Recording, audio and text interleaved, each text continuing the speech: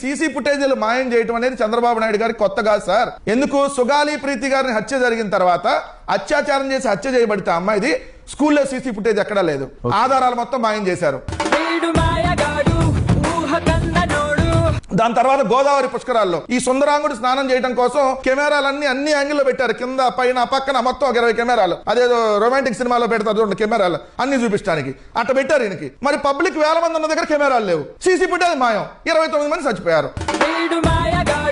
ఎన్నికలప్పుడు 2024 ఎన్నికల్లో ప్రతి పోలింగ్ బూత్ లో సీసీ కెమెరా ఉండాలిగా. మరి ఆ ఫుటేజ్ ఏమైంది? అర్ధరాత్రి ఓటర్లు ఎక్కడి నుంచి వచ్చారు? ఆత్మలు వచ్చి ఓట్లేసినాయా? 12% ఎలా పెరిగింది? మిస్టర్ సినిమా హీరోయిన్ మీనా కాదు, మిస్టర్ ముఖేష్ కుమార్ మీనా. అడిగితే ఒక్క సీసీ ఫుటేజ్ అన్న బయట పెట్టారా? మాయం. వీవీప్యాట్లు తగలబెట్టేశారు.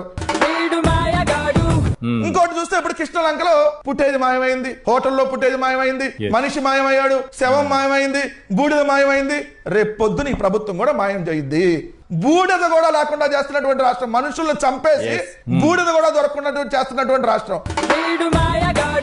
వాళ్ళెవడో ట్వీట్ పెట్టాడంట సినిమా హీరోయిన్, సినిమా హీరోయినా హీరోలానే ఉంటాడులే, ఏపీ ఇన్ సేఫ్ హ్యాండ్స్ అని పెట్టాడంట. బాగా ఉందరా, బాగా సేఫ్ హ్యాండ్స్ లో ఉంది. బ్లడ్ బుక్ రాజ్యం నడుస్తుంది సార్ ఇక్కడ. రెడ్ బుక్ కాదు, బ్లడ్ బుక్ అనేటటువంటి దాంట్లో ఈ రోజు ఆంధ్రప్రదేశ్ రాష్ట్రం కబంధ హస్తాలతో, బ్లడ్ బుక్ కబంధ హస్తాల్లో బందీగా ఉంది.